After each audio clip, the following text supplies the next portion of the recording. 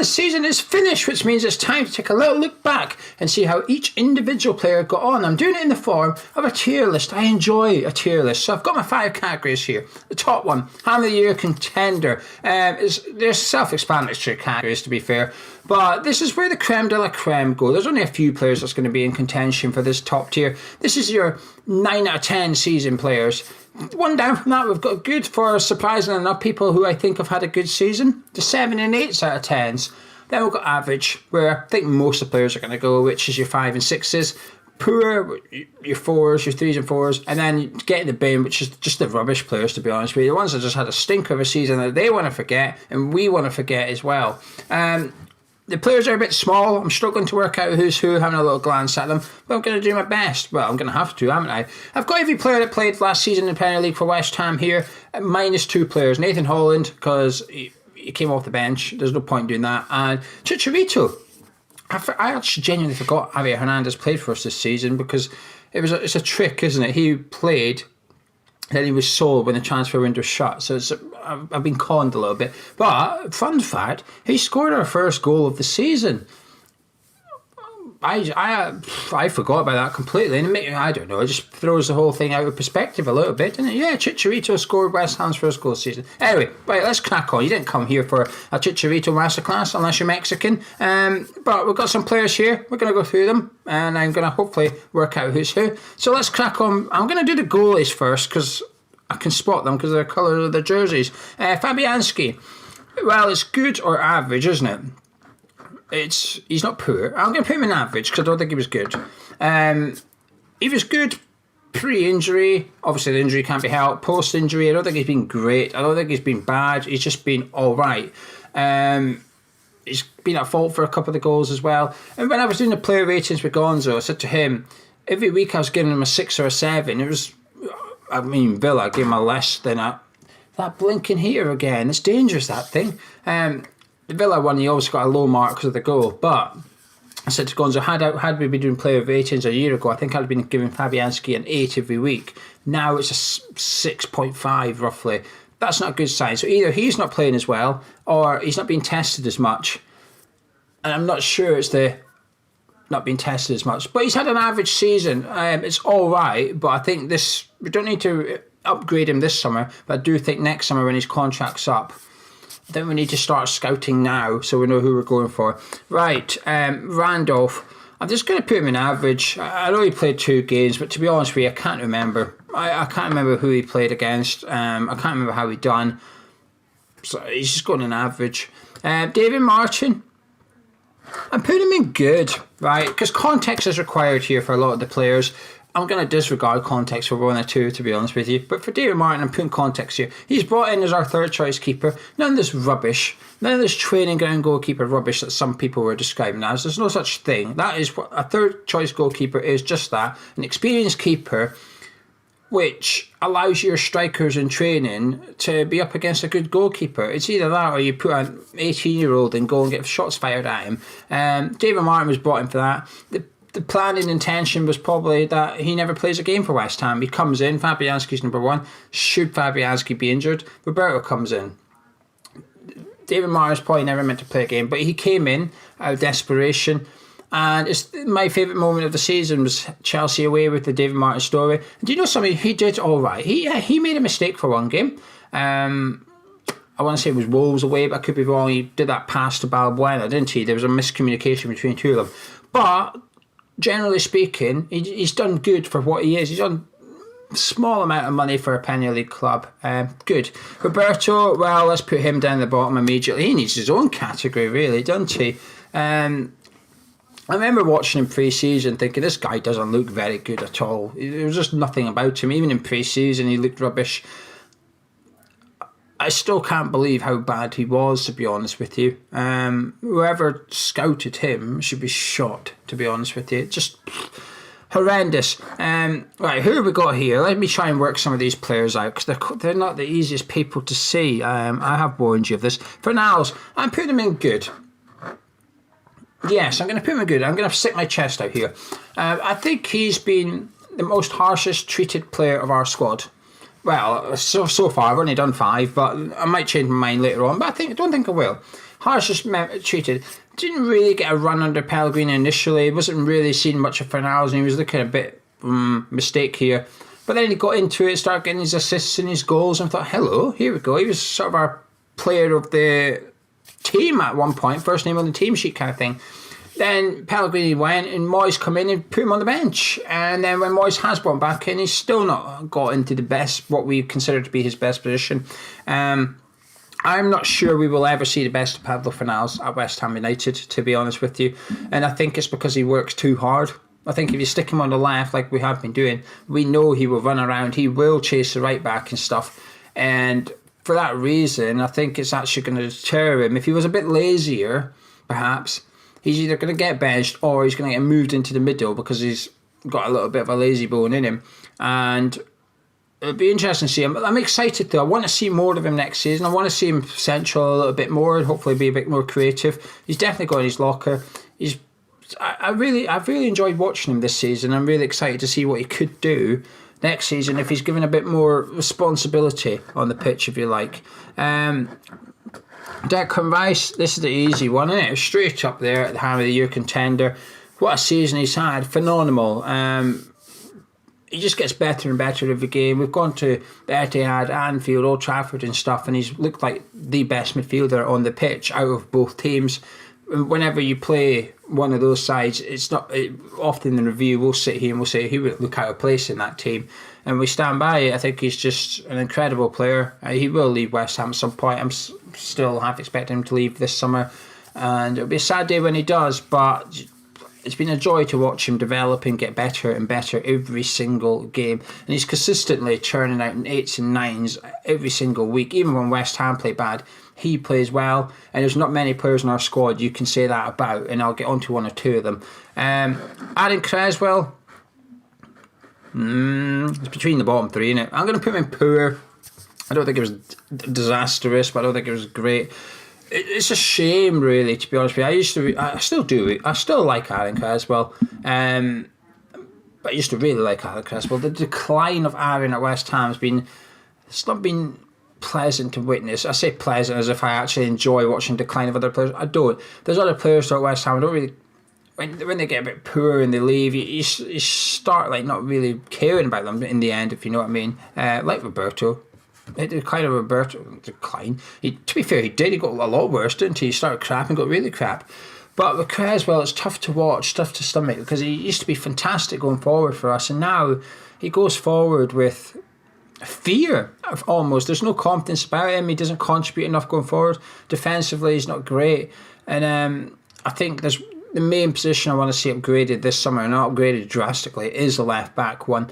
I'd like to see him remain at the club as the sort of the backup, because he's now at the wrong side of his career a little bit, and I think that it's almost like we could do each other a favour if he just sticks around and helps whoever it is come through, and then, well, he gets to remain at Premier League club. He's just second choice, unfortunately, and I hope we do see him stay at West Ham, but I don't want to see him start next season too much.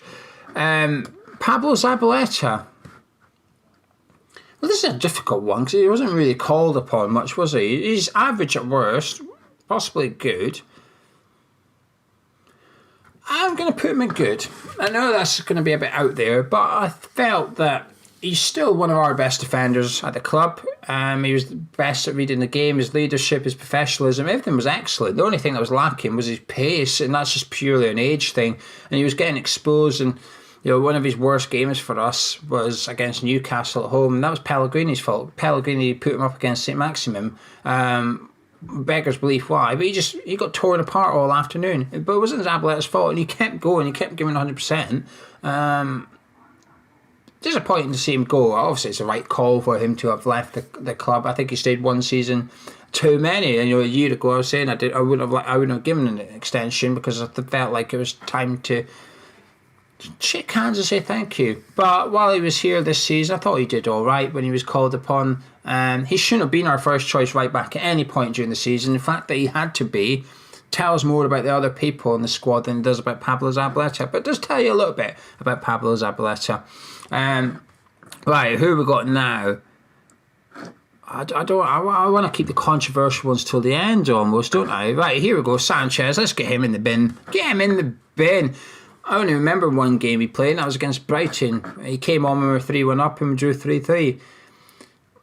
He was signed. We had no money. We needed someone that could come in and play second fiddle to Declan Rice, essentially. He wasn't even good enough to be second choice. He was almost like fourth choice. Wasn't really fancied by Pellegrini. Wasn't really fancied by David Moyes. It's a chance for a look back and think, who authorised the 70 grand a week we gave this guy? Disaster. Absolute disaster. Glad he's gone. Manuel Lanzini. I'm going to put him in poor because I thought in glimpses I've seen a little bit of Manu that I think, here we go. But it's not enough. And when I say glimpses, I mean like a little part of the match. It's not even like game A is good, but game B is bad. It's not that. It's literally like 10 minutes in a game he's good, and then 80 minutes he's not great. And it's a bit like Aaron Creswell. I find it tough to witness a little bit, especially against Aston Villa, actually. He did really good build-up play on the edge of the ball. It's quick 1-2 passing with Yarmolenko, and I thought, here we go, this is Lanzini. He got the free kick. Then he stepped up to take it and tried to chip the ball. And thought how disappointing to see, how sad to see someone's confidence so low he can't even shoot properly. I wouldn't sell him this summer. Actually, I'll leave that. This is about this season. It's poor, isn't it? He's had a poor season. Jared Bowen, well, he's gone in good. No, I'm going to put him in here, right? I'm going to put him in a Ham of the Year contender because he's not a Ham of the Year contender. It's just what I've called the category. Maybe I should have just called the category excellent, but I tried to be funny and call it a Ham of the Year contender. It's not even being funny, is it? There's nothing humorous about that. I just tried to be clever. But he has been exceptional since joining. He has been a man-of-match contender every single game he's played. I think he's just been wonderful to watch. His hard work, his creativity, he's been crossing the ball in perfection. He's set up goals with his weaker foot on his right foot. Really looking forward to seeing him next season, and my expectations of him are that high now. I think he'll be knocking on the door of the England squad next year. Maybe just a friendly for Southgate to have a look at, if there is any. But I wouldn't be surprised if there's calls for Jared Bowen to be getting a little look in at the England squad. He's got tough competition, Sancho and Greenwood and stuff, but I do think he's just been superb since he arrived. Can't fault him at all.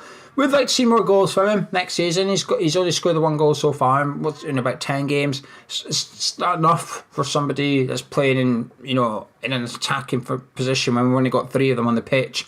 But they'll come. He'll score goals next season, and if he's setting them up, you can sort of let him off with it. But if those assists dry up, sooner we'll be looking at him thinking, come on then, we need some goals.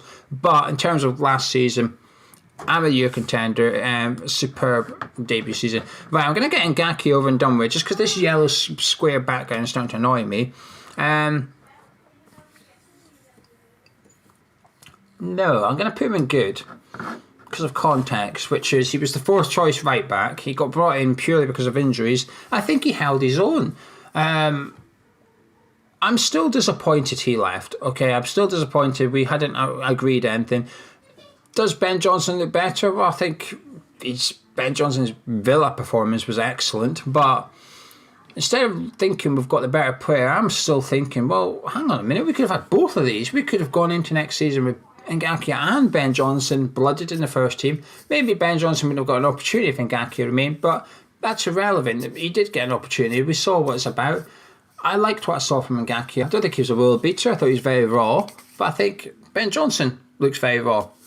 But for the context of it, his age, his inexperience and stuff, he came in, I thought he held his own. I thought he did all right at that right back position.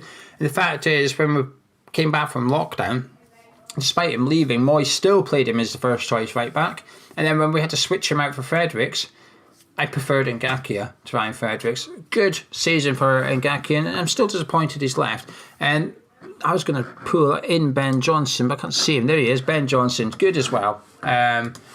Similar reasons for Ngakia. He's come in under difficult circumstances, inexperienced, but he's held his own. He's against Marcus Rashford, did perfectly fine.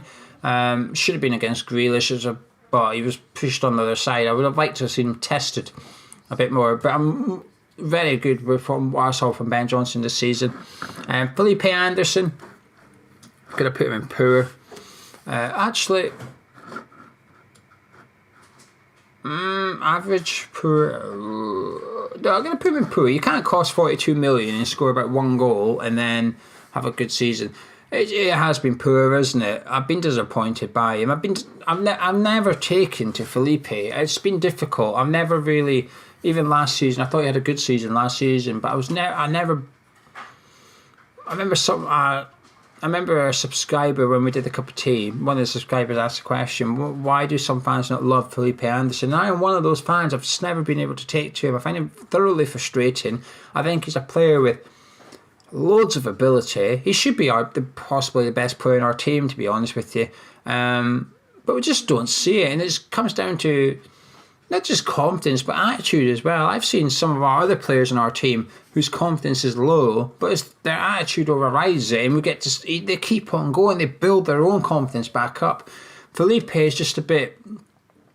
He doesn't want it enough for my liking. I don't think he wants to show his demonstration. Remember when I said we play bad and Declan Rice still looks good? I'm convinced Felipe Anderson only plays well when West Ham play well. There's very few games where we've won because of Felipe Anderson.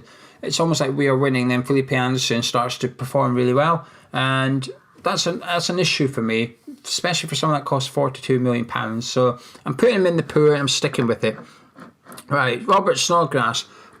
Oh crikey, this is the controversial one, isn't it? For me, I'm putting him. Oh, I don't know. I'm going to put him in. I'm going to put him in average, right? Now, I don't know actually, because I think he's done good for him. Let me try to explain. Look, in a nutshell, I think his injury was a blessing in disguise. I do. I genuinely believe him getting injured at the end of the season was a good thing for West Ham, because it allowed Bowen to go in there and get that position in the team, because previous to that, Bowen was on the bench and Snodgrass was in that position. And it's not Snodgrass's fault. Let me make that clear. I am aware it's not Robert Snodgrass's fault. He's just too slow. And when you're trying to play a counter-attacking football and you've got a really slow attacking midfielder, it's not really going to work. Especially when you have Fornals on the other side, you've got 2 really slow attacking midfielders. It's not going to work. And him getting injured forced us to put Bowen in there, and that's worked for the long term. But he has popped up with goals and assists, and we'd have less points if it wasn't for Snodgrass. So I'm tempted to put him in a good category. But I just think, I don't know. It's hard to explain this actually. I don't think he's important to the squad as a lot of people think. It's just my opinion. This video is my opinion. In my opinion, he's had an average season. He's an average footballer, and I don't want to see him in an attacking midfielder position again. Balbuena. I think people have been overly critical of Balbuena, to be honest with you. I know he had a stinker against West Brom, but I thought he'd done all right. I don't think he's been that bad. I thought he's come in post. I'm going to put.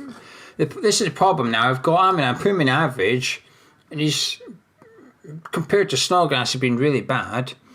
But I think he's been better than Lanzini and Creswell. Not going to. Maybe I don't know. I'm sticking with this. I don't want to change people, otherwise I'm going to start moving everyone around. I'm going to put him in average because I do think he's had an average season. I'm disappointed by Balbuena though, because I actually thought he'd be a Hammer of the Year contender this year, going by his first season with us. I thought he was a rock when he first signed him, £6 million or whatever. I thought, wow, what a bargain we've got with this guy. And to be fair, I still think we've had a bit of a bargain. £6 million is still cheap, and I think he's all right for a third choice left back, third choice centre back in the Premier League. I think he's fine. He's come in when Ogbonna had a small injury post lockdown. Thought he played well. Average season from, to be honest with you, an average Premier League centre back. That's all there is to it, really. Thomas Souček. I'm putting him in good, right? Actually, no. Hammer of the Year contender. Up you go there, Thomas. Again, I don't think he would have won Hammer of the Year. It's just a point thing. in context is required, because unlike Bowen, he's come from a different country altogether. He's come in, he's fitted in. I think he's had a couple of games where he's been a bit quiet. I thought the first couple of games post-lockdown he was a bit iffy, but he picked it up and he scored important goals for us. He got involved in important goals for us, and we wouldn't have stayed up without him, I don't think. I think we would have got relegated without Souček. I think Souček had a bigger part to play than Bowen, but I think Bowen's a better player. That makes sense. You couldn't ask for a better one. And at the end of the day, we've just gone and spent 13.5 million to make it permanently. It's about 17, 18 million he's cost, and it looks like a bargain already. And he's not actually played his first game for us since permanently signing.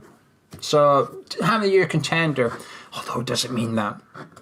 Alright, who have we got left? Ogbonna, right up there. He was my hammer of the year. I thought he was excellent from match day 1 to match day 38. He had a couple of quieter games, but I don't remember giving him, doing the player age, I don't remember giving Ogbonna less than a 6, to be honest with you. When you also have to consider this man, Aaron Creswell, sometimes Ogbonna was playing 2 positions and he was coping. It's just a remarkable season.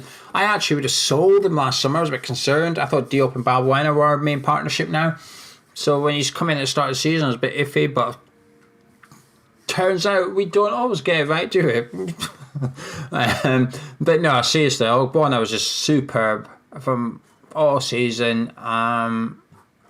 He's probably third choice captain for me, really. It's interesting though, because the one thing that post-lockdown has taught us is how vocal Ogbonna is. If you listen to the game in no crowd, or you watch the post behind the scenes thing that the club do, and you've got players like Declan Rice and you've got journalists at the game in the actual ground, they're saying about how they can hear Ogbonna constantly through the game shouting at people, and that's something that's good to know and learn. But superb season from Ogbonna there. Issa Diop, his centre back partner, I'm going to put him in average. Might be a bit harsh, but I thought he was poor for quite a while. I thought he was average for a while, poor for a while, and good for a while. So therefore, average overall. I was a bit concerned, to be honest with you. At one point, I thought he was looking a bit. Should we have taken that £60 million? I don't think there was ever a £60 million bid, but do you know the rumour last summer? He was heavily linked to Man United, wasn't he? And at one point during the season, I was thinking, crikey, I wish that £60 million bid did arrive and we did take it. To be fair, if a £60 million bid arrived for him today, I would still take it. Maybe even 40 million. But I think he's redeemed himself towards. He ended the season on an upward curve, if you like, rather than a downward one like Creswell, for example. Good average season from Issa Diop. Right, who we got left? We're running out of people, which is good. Masuaku, I'm going to put him in the bin, to be honest. I know that's maybe a bit harsh, but I just don't like him. I don't rate him as a footballer very much. I think he's... The fact is, Creswell is that bad and still doesn't get dropped. It says, he was one of the 2 substitutions against the Brighton game. I thought he had a couple of okay games, Masuaku, but that's it. He's a left back that can't defend. Going forward, to be fair, he did that cross for... It was last season, weren't it? Because it was an average that scored. I always say he did that really good cross, but it was the season before last, so because Arnautovic volleyed it in, not earlier. But yeah, sorry, Masuaku, not a good season. I'm aware I'm putting him down at the bottom of Sanchez and Roberto. That's maybe a bit harsh, but I think he's had a worse season than Anderson, Creswell and Lanzini, to be honest with you. He'd be the first one out the door for me, whatever million we can get for him, and Creswell then takes his place on the bench. Ryan Fredericks, I'm going to put him in the bin too. I think he's an awful right back. He's like if he didn't have pace, I don't know what he'd have, to be honest with you. His position is poor. Going forward, he's poor. He gets... Actually, to be fair, going forward, his runs are quite good. Quite often he gets in behind the left back. Noble's usually the one playing him in. His link up with Yarmolenko is good, his little 1-2s. But he can't cross it. When was the last time we saw a really good cross from Fredericks? I don't know how many assists he's got, but he should have loads. For someone with that pace and someone who gets played in that much, he should have loads of assists, because Jonathan Bowen's turned up and shown us that if you get the ball in the box, someone will head it in at West Ham. we've not been seeing that with Fredericks. And when Bowen does play, I find Fredericks gets in his way a lot. Quite often Fredericks runs right up to him, has to slam on the brakes because he's now in Bowen's territory. Yarmolenko only wants to cut inside. We know that. Yarmolenko wants to get on his left foot. He's got no interest in going down the line. So that means all that space down the line behind Yarmolenko is there for Fredericks. Take it if you want it. I'm going inside. Please take it because you might move someone over. With Bowen's happy to go down the line. So you almost need to stay out his way a little bit. It's a bit like at Man City. You don't often see... If Mendy does go past Raheem Sterling, he does it on the touchline for a reason. That is, so if Sterling wants to go down the line, he still can. There's enough room. Fredericks almost closes off that space so that Bowen just can't go down there. Fredericks has already gone down there. He's blocked it up. He's forcing Bowen to cut inside. And now the defender knows exactly what Bowen's got to do, not what he wants to do. I just don't think he's a very intelligent footballer. He's not very good at tackling, not very good at passing. He's not very good at anything. Get him in the bin. Jack Wilshere, he's going to have to go in the bin, isn't he? It's harsh because he's been injured for large periods of it, but this is a season review and he's not really contributed very much. I would have liked to have seen more of him, to be honest, and I think if we had seen more of him, he would have moved up a category at least, maybe even 2. But we haven't, and it's just a waste of money, isn't it? We've still got a year to go, and I think if David Moyes wants to do one thing that could really improve his squad next season that costs nothing, it's improving 2 or 3 of his players, and Jack Wilshere is very much one of those. If he can get something out of him, because now Wilshere, he's no longer got the comfort of his contract, has he? When he first arrived on a 3-year deal, he knows he's got 3 years of pay coming. Well, this summer he knows he's only got 1 year left. No one's going to touch him. If he doesn't play next season, he's not getting a Premier League club. So Jack's really going to have to turn it on this year, and I think if David Moyes can get his arm around him and keep him fittish, we might see a better player, and hopefully this time next year Jack will be in the good category. Yarmolenko, I'm struggling between these two. He's definitely not poor, so it's between good and average. He scored some important goals for us. You know, he's got the winner against Chelsea. I think I'm going to put him in average, and it's just because of his injuries, really. I think when he has played, he's been good. I do really like Yarmolenko. I don't want to see him leave this summer. I know he's on big wages, but I'd still keep him because he's a match winner. We saw against Villa, nobody was shooting. Yarmolenko comes on and has a shot and it goes in. Yes, I'm aware it took a massive deflection, but he still took the shot, didn't he? I think he works quite hard, actually. I think he doesn't necessarily enjoy the tracking back like what Bowen and Fornals can do, but I do think he puts in a little bit of a shift. He's just not really fast enough, is he, running backwards? He looks a bit lethargic, but I think he's had an average season. The difference between him and Wilshere and him and Anderson is Yarmolenko repays his wages through goals. You take away the goals he scored, we'd have a few less points, which would probably put us in the relegation zone, actually. You can't say that with Felipe, and you can't say that with Jack. So he pays his own wages. Right, we've got 4 players left. Ajeti. No, I'm going to put him in poor, right, because he's just not had an opportunity. And I realise, I've just gone and put Jack in there. But Jack's paid 100 grand a week, and we knew what we were getting with him. He's been unavailable. Ajeti has been available. He's been sat on the bench waiting for his chance, and he's not got one. And I feel a bit sorry for him, to be honest with you, because he left Basel, played Champions League football. He had a few other moves lined up he could have went to. He took West Ham, and he's not really been given a chance. You just have to trust Moyes and Pellegrini here in the sense that they don't see enough in training that justifies it. Only hindsight will know if they were right or not once he goes somewhere else, and if he starts banging them in, then we'll think, well, he should have had a chance. But if he goes somewhere else doesn't score, we'll say, well, they were right. But for West Ham this season, I'm going to put him in poor. We've not seen enough of him, and I find it too harsh to put him in the bottom category. Mikhail Antonio, I've left the 3 controversial ones till the end, sort of half on purpose, half not on purpose. Antonio's one of these two, right? Post-lockdown, he's Arm of the Year contender. But I'm going to put him in good because there's also pre-lockdown, and I think pre-lockdown I would have put him between average and good. I think he's done well. I think I expect in a year's time to put him in the Ham of the Year contender. I think he will. Moyes will have a big plan for him next season. He starts as a first choice striker, really. This season, the lockdown thing he's just been unbelievable. He's up for the Player of the Month in July, and I think he deserves to win it. I hope he does win it. But the season isn't 1 month long, is it? It's supposed to be 10 months long. But in that 10 months, I think he did all right, but just all right. I don't think he was exceptional.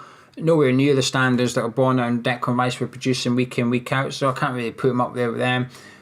Antonio's pre-match lockdown form compared to Bowen and Souček, I think Bowen and Souček are also above him, so I don't really think he can go up there. So if I'd done more categories, Antonio would have sat there on his own probably, actually. I don't think there'd been anyone else, so I'd have had him above the rest of the people in this category, but below the other ones. Good season from Mikhail. Mark Noble. Oh, Mark, where'd I put you? I'm biased when it comes to Mark Noble as well. So if I'm always conscientious. So if I'm like thinking I'll put him in average, I'm thinking most people would put him in poor then, wouldn't they? I'm going to put him in average. I think you have to consider his age. You have to consider what he's been asked to do. And for the last year, he's been telling everybody that'll listen that he shouldn't be playing every week practically. He's basically saying if people come in and have to sit out, that's fine. He might as well just say, I shouldn't be playing, because that's what he's hinting at massively. And now we've got Souček here. We've seen a better Mark Noble when he doesn't have to do the running around anymore. I'm a bit concerned as to what his role next season is going to be.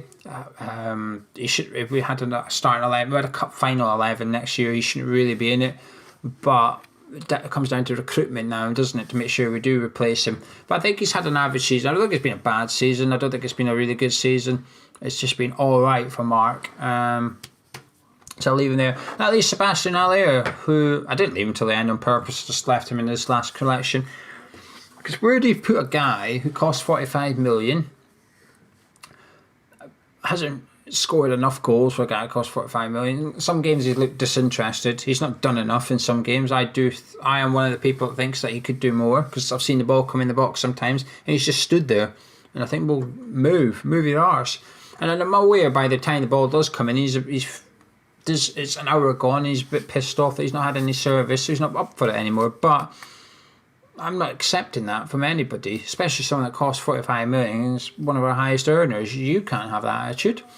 But despite that, he's scored 7, which is alright for somebody who's not been played properly. He's been in and out of the team consistently throughout the season, had injuries to deal with. I'm going to put him in average. I don't think it's been a bad season, but it's certainly not been a good one, has it? Let's put it like that. It's been alright. I expect a lot more from him next season, though. More goals, more performances, but we have to get the best out of him. So he's done okay since arriving. Does he look like a £45 million striker? In glimpses, some games I think he has looked like a £45 million striker. Other games he's looked like a £4.5 million striker. Hence why he's an average. Anyway, there you have it. Ladies and gentlemen, boys and girls, there is my West Ham squad for the 2019-20 season, tier listed. So we've got the 4 at the top, then we've got 6 just below that, we've got 8, got 4 poor ones and 5 who it's not really been a good season anyway. I am sure there's plenty you disagree with. Feel free to let me know below. I will leave a comment below with the categories and all the players. So all you've got to do is a copy and pasting job, really. I'm going to make it as easy as possible for you. I actually can save this, I think. So I'm going to try and save this on the website. And I'll leave a link in the description and in the comments. So if you'd rather just move the paper around and then you can screenshot it. You can either upload it to the forum at hammerstrap.com or tweet us or whatever. It's a pity you can't reply on YouTube comments with an image, really. But you can get involved if you want. But if you've enjoyed this video, have you agreed with my opinion? That's what I'm asking. Have you enjoyed it? Drop a like on it. Subscribe if you're around here, and I will catch you in a little bit. See you soon.